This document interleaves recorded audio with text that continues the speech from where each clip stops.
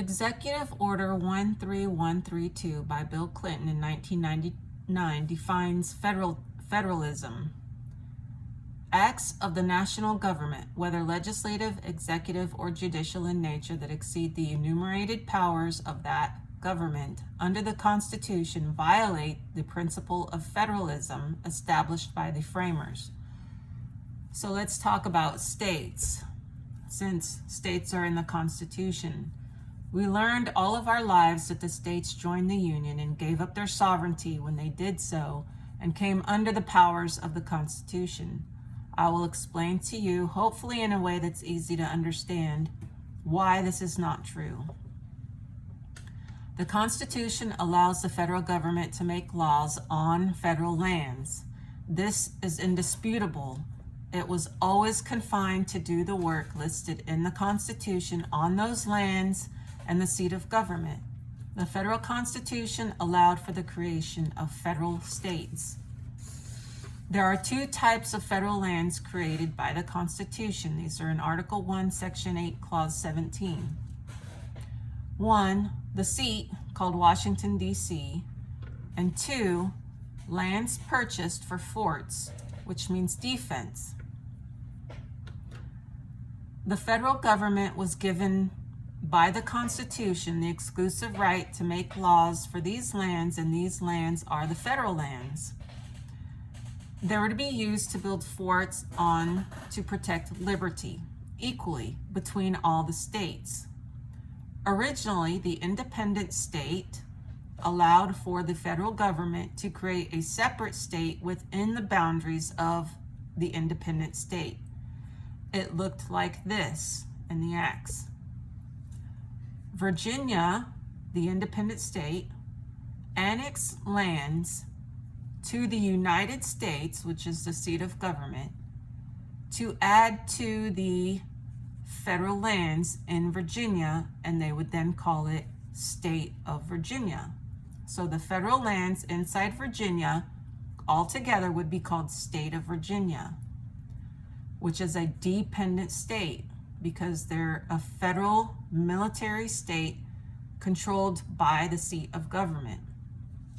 And they use these lands for the erection of forts. And that's basically how it's written in the first acts after the Constitution was passed. For a long time, both ran concurrently. The federal government ran State of Virginia, which were the federal lands in the state, which is Virginia, and all the free people off federal lands ran Virginia, the independent state, not federal lands and not under federal control, under the control of the people. The people on federal lands had an oath. The people off federal lands had no oath to the federal Constitution.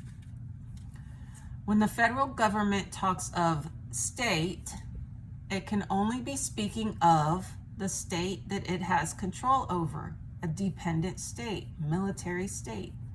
That's why the president, as commander-in-chief, can order the military.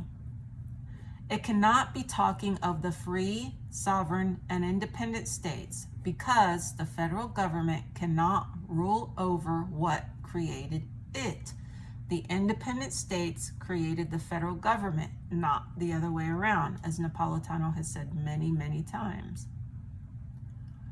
It can only rule, the federal government can only rule over what it created, dependent states, State of Virginia. Virginia created the United States. The United States created State of Virginia. Virginia is the independent state that created the United States. State of Virginia is the dependent state created by the federal government. In the same executive order, the word state is defined in Section 1B as state or states refer to the states of the United States of America, individually or collectively, and, where relevant, to state governments, including units of local government and other political subdivisions established by the states. Okay, so What are they talking about? Are they talking about the independent states or the dependent states? And this is part of the problem, and this is what attorneys do. This is their job. This is how they talk. And attorneys are the ones writing all these laws. So of course, they're not going to explain to you what they mean by state. It's up to you to figure out. The problem with these definitions is that they do not distinguish between the independent state and the dependent state, which causes confusion. We're left to figure it out on our own, which state it is speaking of. For this reason, the Constitution and the federal writings are vague. Vagueness allows for interpretation, deceit, and fraud to occur. Now, the founders wrote the Constitution, and the Constitution is said to be a four corners document, which means that it can't be interpreted. So if you can't interpret it, you're not supposed to think about whether or not it's talking about the independent state or the dependent state. You're just looking at who's controlling what. If the federal government is issuing an order, it cannot issue an order to the sovereign, to its creator. It can only issue orders to what it creates. And that's a foundation of law that goes back for a long, long time. And that's how come we know that when it's talking about state in the Constitution and it's saying the states won't do this and the states won't do that, it's talking about its creation, because it can control its creation. It cannot control what created it. Okay, so let's look at some facts. The Constitution is said to be a four corners document, literally four corners. Therefore, it can only speak of what is within it and not to be interpreted. It is to be taken literally. What is within it are the seat of government and the federal lands, and those areas combined make up the United States. A constitution has two main purposes only: to protect liberty and establish its form, which in the Constitution is representative or Republican form. The federal government seat is to control the states it created, which are the federal lands inside the states used for federal purposes, and those purposes are for defense. That which you create, you control. The federal government did not create sovereign states. Sovereign states created the federal government. Again, Napolitano. But if the federal government can deceive people into believing it has control over the sovereign states, which Lincoln did when he took it over by force, he called the sovereign states illegal, took them over and then called them legal. Then it can issue commands to the sovereign states, because people believe that they have to take the commands, they have to obey the commands, instead of the sovereign states taking its rightful place and issuing commands to the federal government. That which you create, you control. The sovereign states created the federal government. The sovereign states issue commands to the federal government. The federal government, therefore, then issues commands to the dependent states, which are the military. The military inside the sovereign states, which are dependent states.